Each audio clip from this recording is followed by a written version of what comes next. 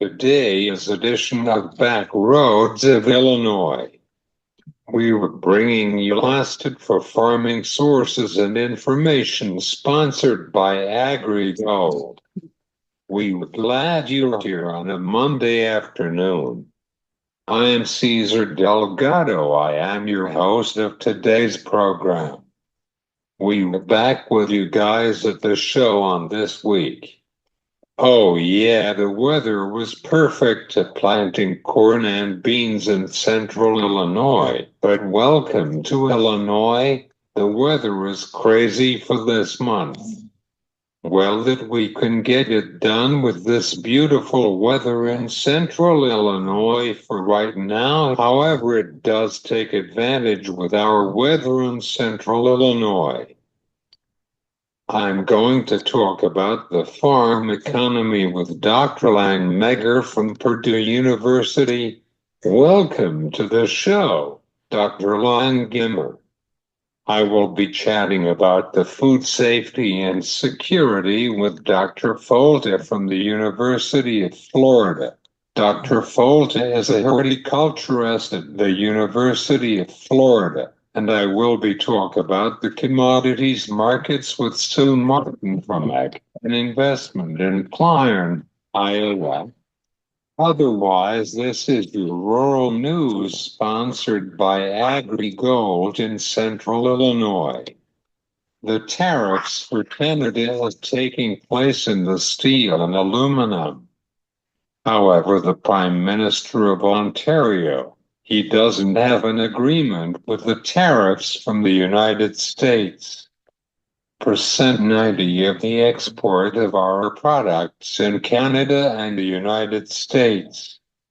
The USDA cuts to the food bank in Illinois for the farmers to food bank and schools.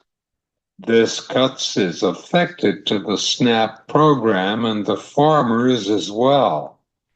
Finally, the planting intention report from USDA. The report is coming for Thursday morning at 11 Central Time. This has been your rural news for this afternoon.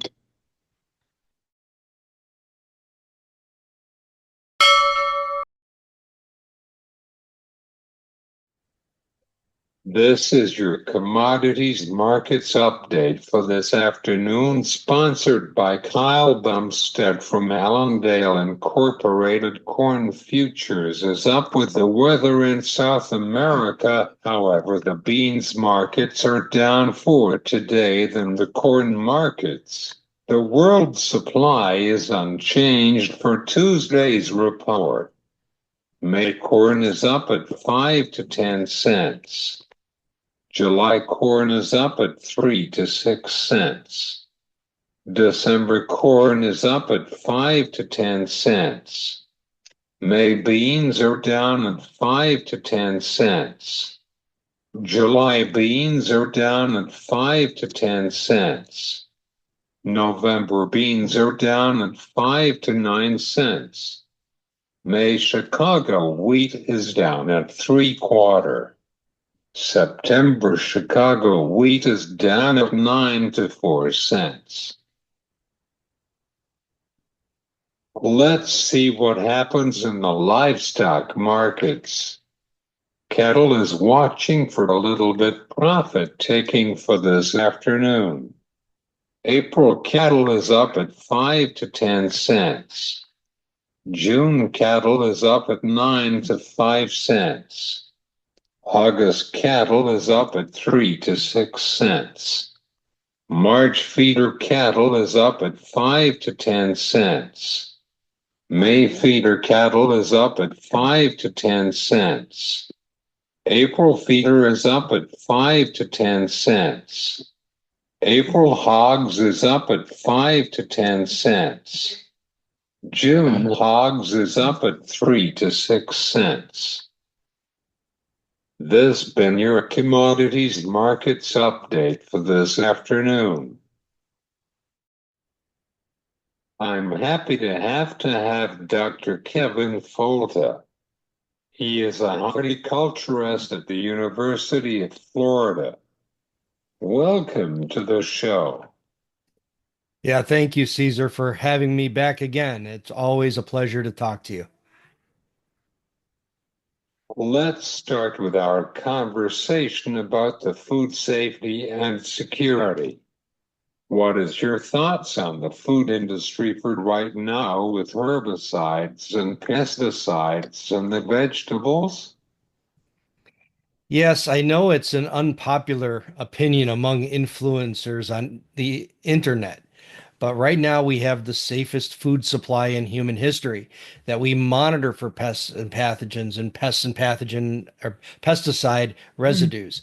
So it's very easy for us to not only do better at scouting for a problem when it may exist and finding it early, but we're also good at treating it in a safe way that it provides a good quality product for the consumer at the end. So when these two things come together, it means a very safe food supply. And we've been able to test and verify this. The USDA checks over 10,000 different commodities at over 660 sites and screens for what pesticide residues are present. And in the vast majority of the cases, well, I shouldn't say that. In many cases, there is no residue detected. And in the vast majority of cases, levels detected are below any type of risk. So this is a very good thing that we know we're going in with the best quality pesticides with the least minimal impacts outside of their targets, and screening to make sure they're not there on the final commodity. And I know that opinion is not shared among many on the internet, but that's the truth. Do you recommend for the vegetables farmers for this season in the field?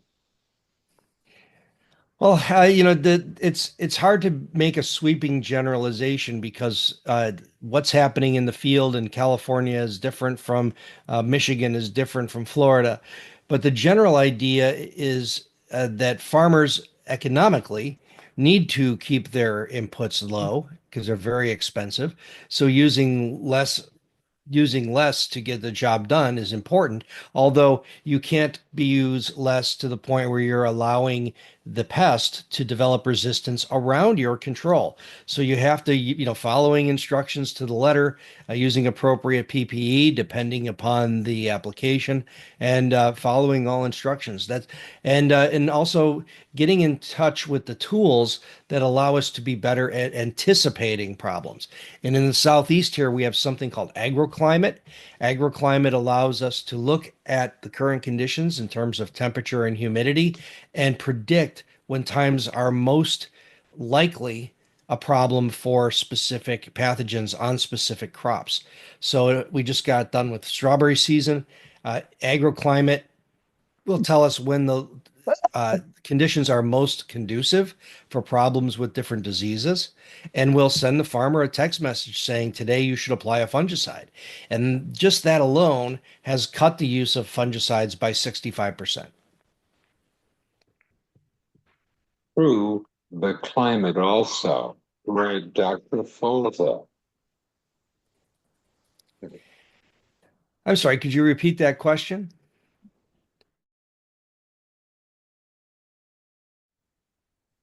How come we are concerned about the food safety in the field, but it's still processing of the factory? Could you tell us about it? Well, food safety is a different issue. Food safety in the field is where we're looking at questions of how food is handled, how food is harvested, how it is picked in ways that are conducive to limiting any type of pathogen on the fruit, as so processes like supercooling, other types of post-harvest handling, in addition to making sure workers are obeying very discreet hygiene protocols. I sat through a seminar one time, 30 minutes on how to teach people how to wash their hands in the field after using a wet restroom. So there's a lot that goes into ensuring that the food that gets picked and put into the truck is safe. Once it gets to where it goes, now it becomes a different issue on the post-harvest end. So I'm when you talk about processing, the whole processing environment is extremely regulated and is extremely safe. And many checks and balances in the processing environment, whether you're doing something as simple as as cutting fruit for cold consumption or making processed food products that would go in the center of the grocery store.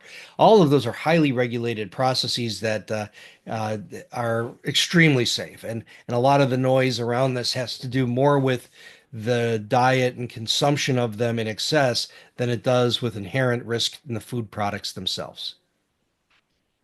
How about AI in the food industry for this decade?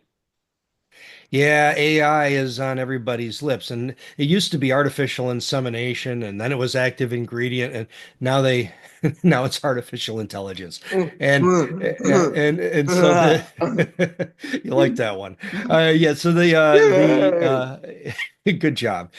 So the use of AI is a big deal in many different areas, not just in predicting and looking at differences in how crops are grown and modeled, how modeling crop growth works, but an understanding breeding and what genes are going to be incorporated into next generation. That it used to be a geneticist would go through the specific traits and and then eventually the DNA that underlied those traits and try to get those all in one place to make a good, solid crop. Now AI can look at huge data sets in ways that humans can't and look at it objectively, takes away all of our biases. And based on data, AI can make predictions as to what would be the best parents to cross or the best traits to look for in a progeny of seedlings. There's many opportunities that AI brings for agriculture, and I hope it helps level the playing field to ultimately make farming more profitable for farmers and not just more profitable for equipment manufacturers and seed suppliers. Do you have some concerns about it for consumers? For consumers, not so many concerns. I think at this point, it's still a work in development. And if there's one thing for consumers, it's almost feels like a bubble in that AI may have overpromised and underdelivered in that I don't know that we see the radical transformation in our lives from artificial intelligence. We see some places where it's been extremely useful. It's made some very helpful predictions. But in general, I think it's something that maybe we're going to see a little bit of a contraction in the enthusiasm around the technologies, and they'll be nothing more than very powerful computer technologies that.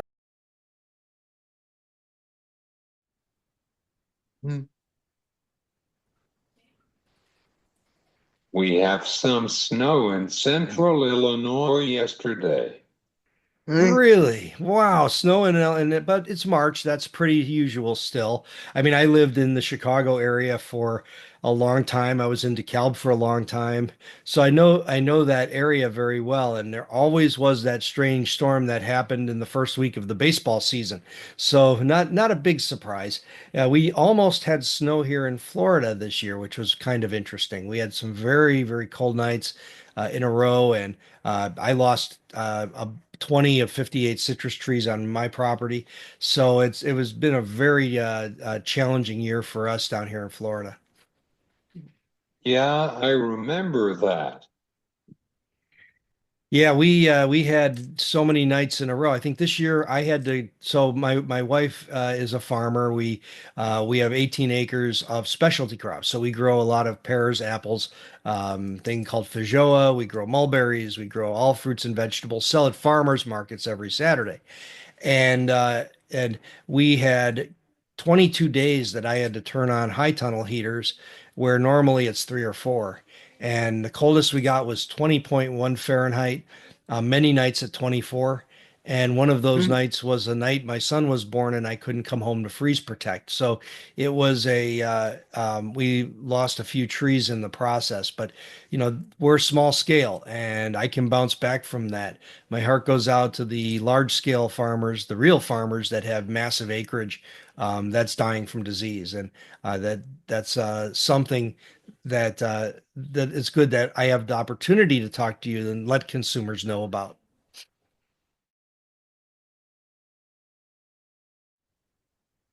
Thanks, Dr. Folta. Yeah, thank you, Caesar. It's always a pleasure to talk to you and best wishes on continued success. I really am impressed with everything you're doing and keep pushing on and, let me know any way we can help going forward. All right. This is Kevin Folta from the University of Florida.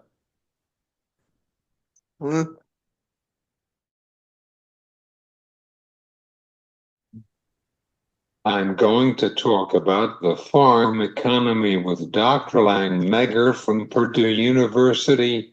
Welcome to the show, Dr. Langemier. Glad to be here. Dr. Langemier, let's discuss about the barometer from Purdue University. How is the reflection of the farmers for this month from the barometer?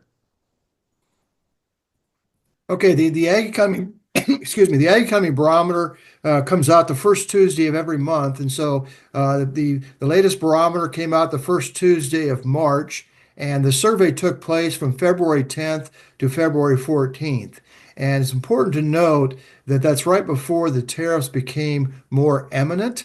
And so in February, in mid-February, producer sentiment was relatively optimistic, is how I would frame that, both in terms of the index of the current conditions and the index of future expectations. What was the points for last Tuesday?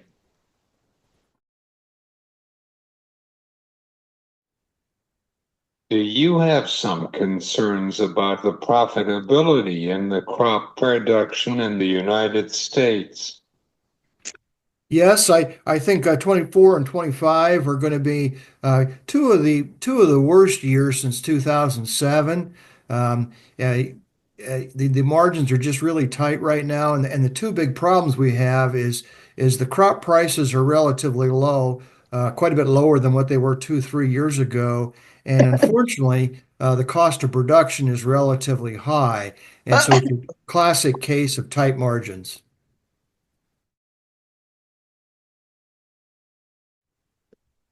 Do you have any concerns about the prices for the grains markets for the Midwestern farmers?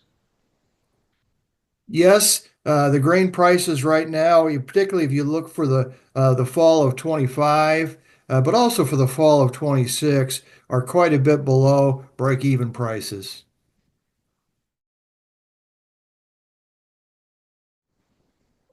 How is the fundamentals of the world supply?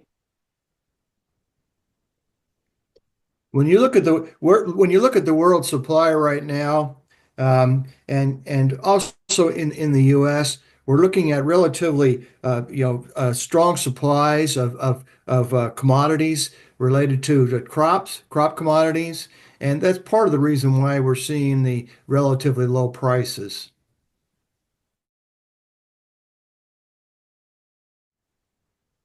What is your final thoughts on the farm economy for this year? My final thoughts are in the crop in when you look at the crop sector of U.S. agriculture, we just have to work through these very large supplies. It sometimes takes us a while to do that, and so even though prices are relatively low right now, yeah, in 2, 3 years, we'll probably be in a situation where crop prices are more similar to the break-even prices. The livestock sector, particularly the beef sector, is going to continue to do strong, not only in 25, but probably well into 26. Thanks, Dr. Langemier. You're welcome. Take care. Bye. This is Dr. Langemier from Purdue University on back roads of Illinois. We were going to have a conversation about the commodities markets with Sue Martin at Ag and Investment in Iowa. I am glad to have you, Sue. Welcome to the show. Thank you. It's nice to be here. Let's start off with the commodities prices for right now. How is the fundamentals on the grains markets, especially in the corn markets? Well, the fundamentals on corn is basically focused right now on, it's been focused on the planting of corn in Brazil, which is about, I'd say, over 70% done.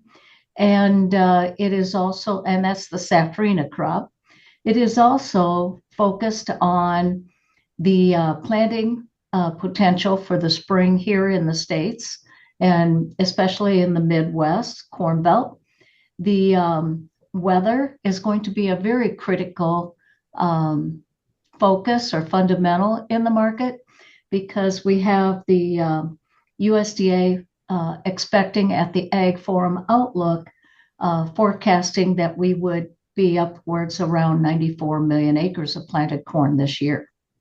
So that then means we have to have beautiful planting weather this spring. And I would have to think that the weather is so critical because late Easter usually is a sign of a late spring.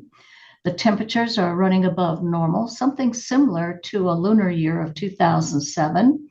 But in the meantime, the moisture is going to be critical in the states of Iowa, Illinois, Missouri, Nebraska, and the Dakotas. And it's possible that in Iowa, we're going to be, I would think, a little bit leaning more. We've been dry, but we are turning more towards a situation called perhaps a little bit more wet here recently. And that's coming off of good snow measurements. And that's been very wet snow. And then also, but one thing I've noted is our fields are not frozen. And when we catch all this snow that we've been getting in our region of Iowa, for example, there's no ponding whatsoever, which tells me the dryness last fall really took us back down. And we came into last year's crops very dry, but it took us back down after we had some really good rains in June and July. And then we turned off to a very warm, arid, dry late summer and fall. So this moisture is very helpful, but we haven't been totally solved yet. What are the technical aspects on soybean markets for right now? Sue. The technical aspect of the bean market, first off, I could see beans coming back down basis the May contract to 998, 999. There seems to be support right in that area. Everyone's enamored about the size of the Brazilian crop, a record. The USDA is still standing at 169 million metric tons, but there's been many private analysts that are coming down. They were much higher than the USDA, and they're starting to garner close or get closer to the USDA, maybe more like around 170 to 171. The crop in Brazil, in the very far southern region of Rio Grande do Sul, has been very dry, and that crop has helped drag the estimates backwards. But the USDA's remained unchanged the whole time. And but still, it's a good record from a year ago. However, the center and the northeastern part of Brazil does need rain, and they're starting to catch some rains here again. I would have to say, when we look at the big crop in Brazil, yes, that's going to be in our competitive nature for the next, well, probably into early fall, late summer. But on the same token, while U.S. was number one, we're now number two with Brazil as far as production. And of course, we've got our issues with China at the present time, seeing them maybe more leaning towards business with Brazil. but that's natural. They're also at harvest time, and that's usually when you catch your best prices. So if you're a buyer. And of course, we're also looking at these tariffs. And President Trump will visit with President Xi in China in April. We don't know the date yet, but I also suspect that it would not surprise me if in the end we see President Xi accommodate with the phase one agreement that they had originally back in 2018-19. And that'll make Xi look like a winner. I think there's close to 85 million, $85 billion worth of trade left in that. And but I would have to say we're still looking at a time when President Trump will look like a winner on that same situation. We will see for next couple weeks. Yes.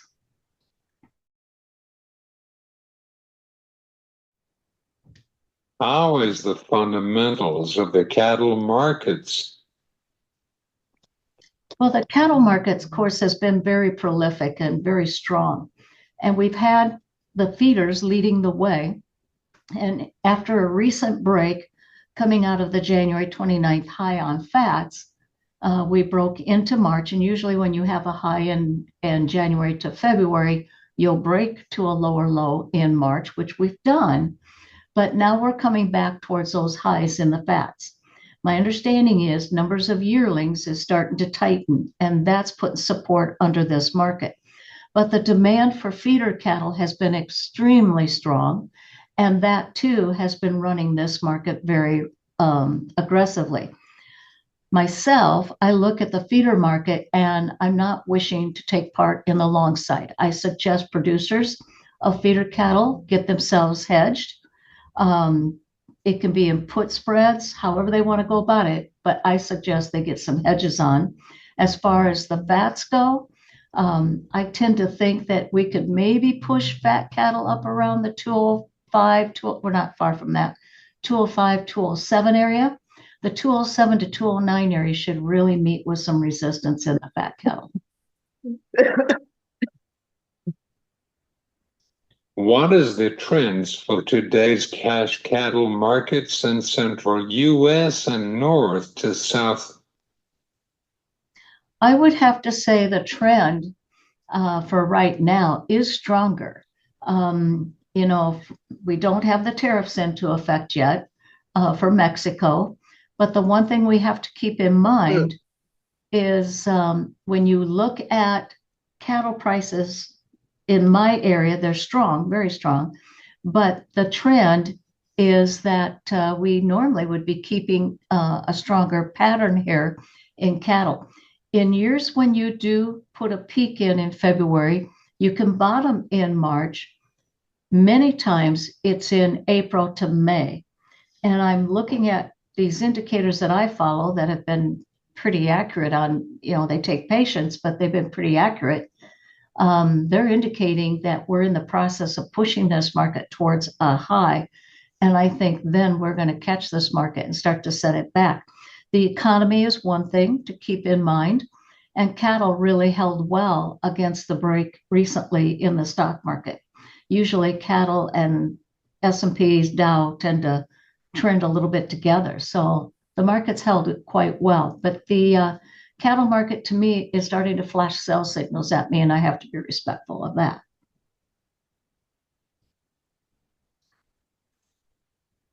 Do you have any final thoughts on the corn yield on the planting intention report? I think the corn yield, I can see why they keep coming up with a higher yield every year, what have you. Although the 181 bushel per acre is probably pretty in line with where they were last year. At some point, this trend line is in an upward motion. And at some point, you're going to run yourself out of the ability to keep doing that. I think that I have a feeling we're looking at a summer that's not going to be as good as we expect. And therefore, I don't expect the 181 yield, even though I think the USDA will come out with a 181, possibly a 182 yield in the into the perspective report here that we'll have at the end of this month. And then the acres, of course, I do think we'll see an aggressive move towards that. But I will also say, and these will be the largest acres you've had since 2018. However, I also believe that when we look at corn, we need good weather and good production in the US because weather over in the Black Sea region isn't being kind. And Europe, the European Union is looking at a better crop right now, but you always start off with the most optimistic potential and then you work it down from there. But I will say that this market looks to me like with the summer that we're looking at, I have a feeling that we could see a market that as we go towards the spring, we set back and, funds are liquidating. In fact, last week, the funds dropped positions and they weren't expected to. The trade had expected that the funds were buying more corn, and instead they liquidated around 73,000 contracts, I believe. And so that was a surprise. I think the funds are downsizing, which is giving you their sentiment as to what they think this market's going to behave like until we see weather. Thanks, Sue. You're welcome. Thank you. We've been talking with Sue Martin from an investment on back roads of Illinois.